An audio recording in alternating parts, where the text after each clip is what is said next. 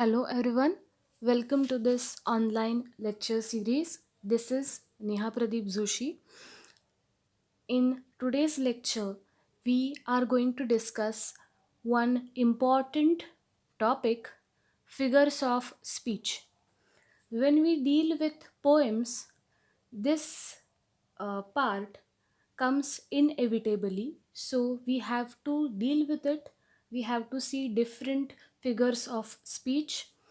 um, in this lecture, I'm going to talk about each figure of speech that we have seen with examples, so that there won't be any confusion regarding any kind of figure of speech. Okay, so let us just start.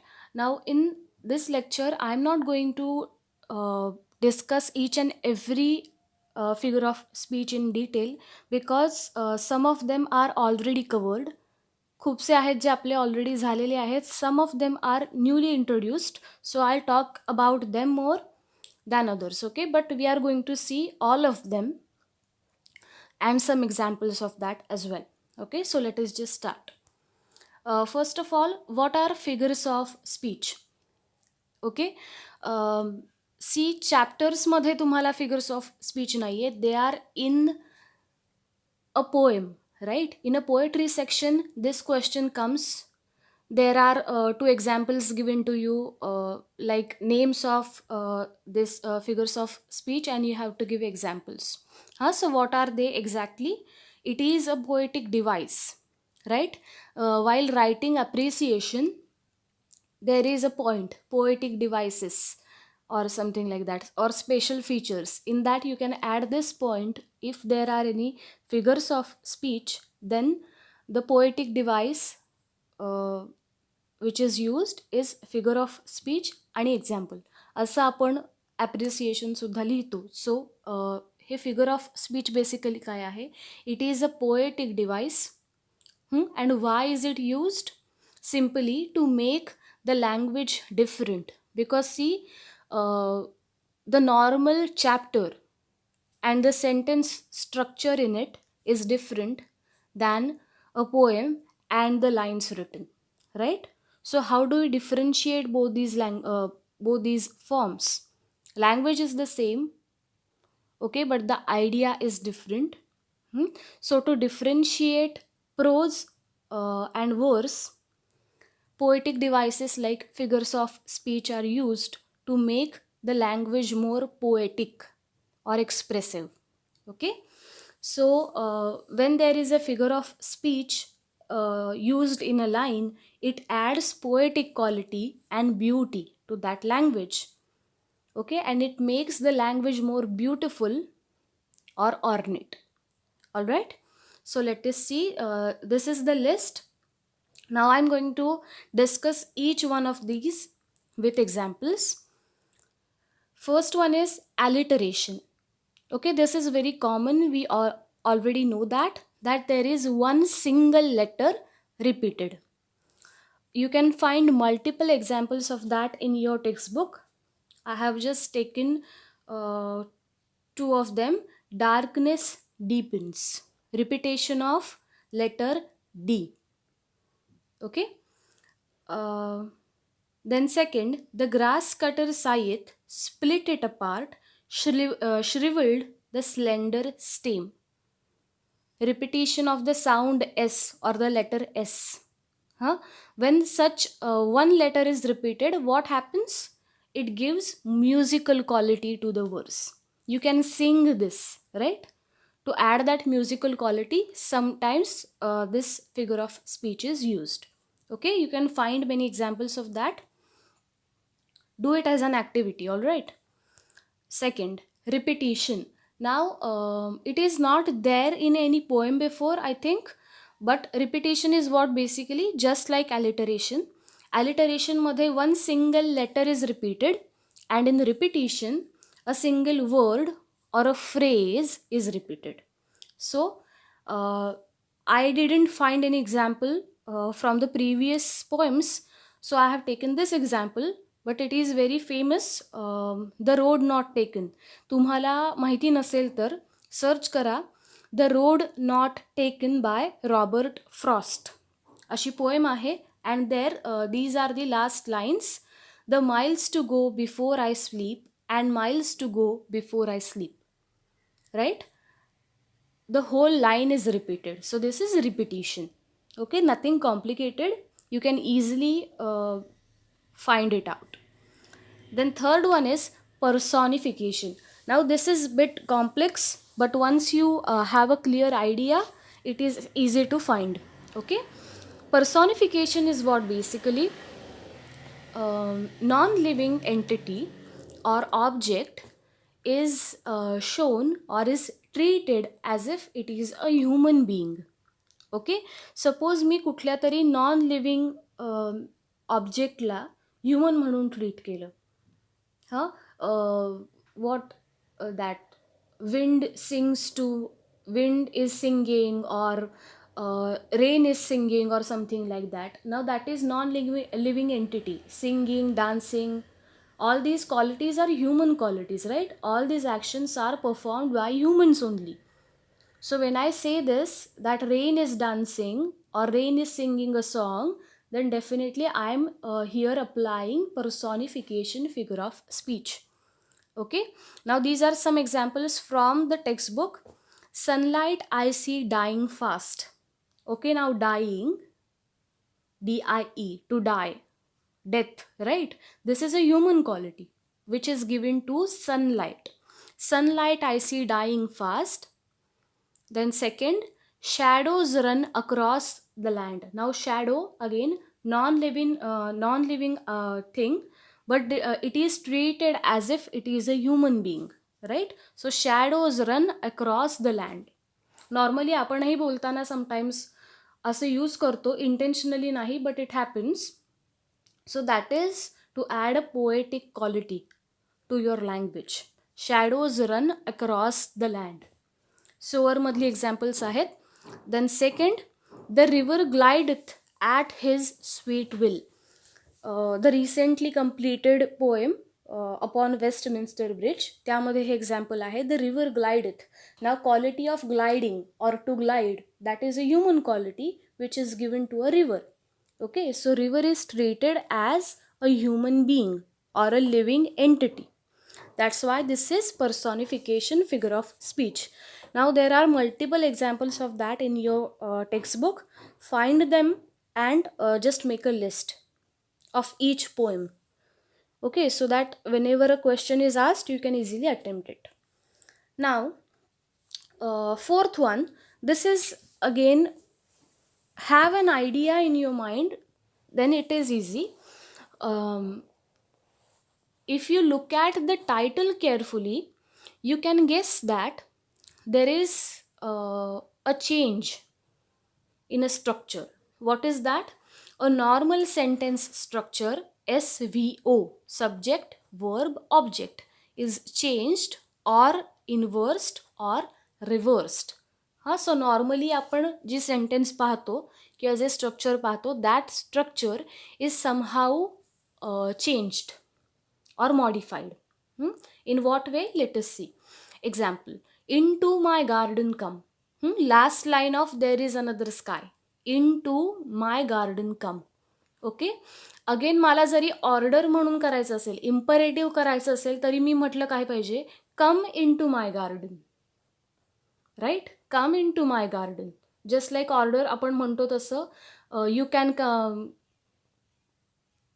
या do that or open the door or whatever, close the book or something. That is imperative, right? Imperative मध्ये verb आधी येतो. I am telling you to do an action, so that is imperative. तसंही जरी मी केलं असतं तरी that should be come into my garden, but here we are seeing into my garden come. So this is not a normal structure. It is not in a structure of S plus V plus O. So that is inversion. हां, हे चुकीचं नाही आहे. This is just a poetic language. हां, एवढं लक्षात ठेवा. Then second, आत्ता आपण जी केली होती ती Westminster, dull would he be of a soul. Again it should be like he would be of a dull soul who could pass by, अशी जी लाईन आहे ती. नॉर्मल ते असं झालं पाहिजे, but here it is dull would he be of a soul. So when you see that, you can easily guess that there is something different, huh? There is something unusual in the structure. Okay. And third one, never saw I, never felt a calm. Okay. Now I should come first, then anything else, but it comes on the third position. So this is inversion. Okay, normal structure पेक्षा वेगळं structure. This is inversion. Nothing else. I think only these examples are there. If there is anything else, you can find, or you should find, and if there is, then write it down. Then fourth one, climax. Now this is again a bit different than normal. Alliteration हे normally आपण observe करू शकतो, but for this, for climax, you need some understanding. Okay, so climax is what basically ideas are arranged in ascending order to heighten the intensity. Okay, so see this example: pink, fragile, quick to fall, cherry tree. यामध्ये ideas ascending ऑर्डरमध्ये आहेत. एका order, first order, then second order, then third. Now here second and third are more heightened than the first one. याच्यासाठी समजून घेण्यासाठी एक famous example सांगते. She is my friend, philosopher, guide. Friend, त्याच्यापेक्षा higher order philosopher, and again more higher order guide. Friend, philosopher, guide. Ascending order. Ideas are in ascending order. So less or a common idea, then a heightened idea, and then again another adjective or something like that. Okay. I think there is no example of that. Just this one, pink, fragile, quick to fall. If there is anything else in next poems, then we can find it out. Then onomatopoeia. Again, it sounds bit complex, but it is not. It is very fun kind of figure of speech. Onomatopoeia. Okay, even the pronunciation is different and the spelling is different, and it is related to sound. Okay, an actual sound is mimicked while talking about the same. Okay, now what is that? तुम्हाला वाटेल फारच काहीतरी complex आहे, but it is not the case. See here, I hear the bright bees हम. I think that was in there is another sky. There is another sky ची line आहे ती. आय hear the bright bees हम. So the humming sound is actually mimicked. I hear the bright bees हम. Okay, now let me give you one famous example just to give you an idea about this onomatopoeia. Have you heard that song in Marathi? टिकटिक वाजते डोक्यात, धडधड वाढते ठोक्यात. Right? Tick. Now what is the sound? Tick. Again, I am using the same sound to explain or to talk about it. टिक, धडधड. The actual sound is mimicked. येतं लक्षात? Examples of that: boom, ticking, tick-tock, ding-dong. If something like that is there, then that is onomatopoeia. Actual sound is mimicked. Okay, now I think that only one example is there. Whatever the 3 or 4 poems we have seen, there is only one example of onomatopoeia. I hear the bright bees hum. असंच लक्षात ठेवलं तरी enough आहे. Then this is the new part which is introduced, I think, in upon Westminster bridge. So pay attention now. Simile. Here again this is a complex figure of speech, but if you have an conceptual clarity, then actually it is very easy. Now see, there is a comparison between two different objects or ideas by using words like as. So here I'm comparing two objects, and for that comparison I use words, and those words are like as. So a simple hint or a trick for okay a trick to identify simile is these two words, like or like as. So if you see a line and there is like or like as, then definitely that is simile figure of speech. Okay. Now in that Westminster there is this line: the city now doth like a garment wear the beauty of the morning. Okay. So the beauty, uh, here there is an comparison between two objects. Okay, काय म्हटलं आहे? The beauty of the morning is like a garment which is worn by the city. Okay, two totally different ideas are put together. Okay, and the comparison is done, and for that word is used like. like दिसलं की definitely that is simile figure of speech. एवढं लक्षात ठेवा. Then metaphor. Now this is again related to comparison only, but there is a basic difference. There is a comparison between two totally different ideas or objects, but without using words like and like as. So this is the basic difference between simile and metaphor. In simile you can find words like as. In metaphor, there are no such words used, but there is a comparison between two different objects. Okay. Now, here is an example. The very houses seem asleep. Like, now again here, if I'm comparing simile madhe I could have said the very houses look like they are asleep. Then that is simile figure of speech. Here also there is a comparison without using the word like. So the very houses seem asleep. Metaphor. Okay. Now to give you an idea about this, read next two examples as well. Camel is the ship of desert. Okay, so totally different ideas are compared without usage of the word like. Okay, camel is the ship of desert. मी सरळ सरळ comparison केली without any word. Okay, or this third one is a famous example. This is actually a line by Shakespeare. All the world is a stage and all the men and women are merely players. Okay, ती फार मोठा that is actually a part of a soliloquy. Anyway, all the world is a stage.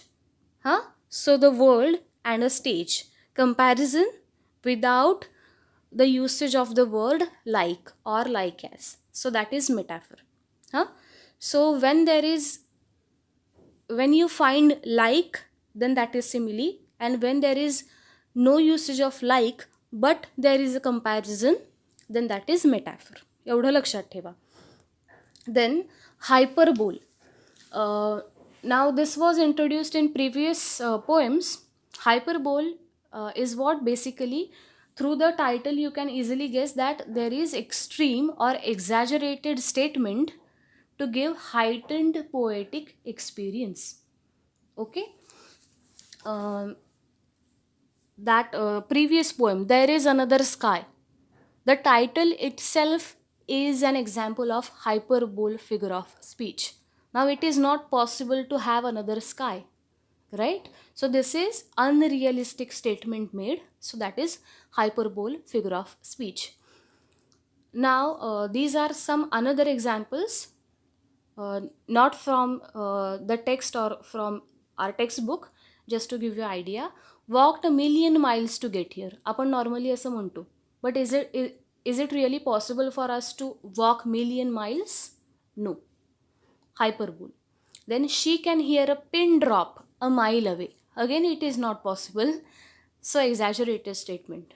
Or this is last one is very common, we normally use it. I have seen that movie million times. It is not possible for any human being to watch something million times, right? Or a movie million times. Yeah, you can like something, but still it is not possible, right? So that is exaggerated statement, unrealistic or extreme kind of statement. Then that is hyperbole. Okay. And then the last one, antithesis. Now you already know this. Anti, through the title itself you can guess that there are two ideas, and those ideas are opposite ideas, but they are put together. Okay. So this example is from cherry tree. First one, came back thinner, rather poor, but richer by a cherry tree. Poor, rich, two opposite ideas are put together. And shadows run across the lands, running, but a sower lingers still. Still and run, being still and running. Now these are two opposite ideas, but they are put together. So that is antithesis figure of speech. Okay. Uh, Now, as I have talked about these many figure of speech, you what you can do is go through the poems and find out different figures of speech and write them down.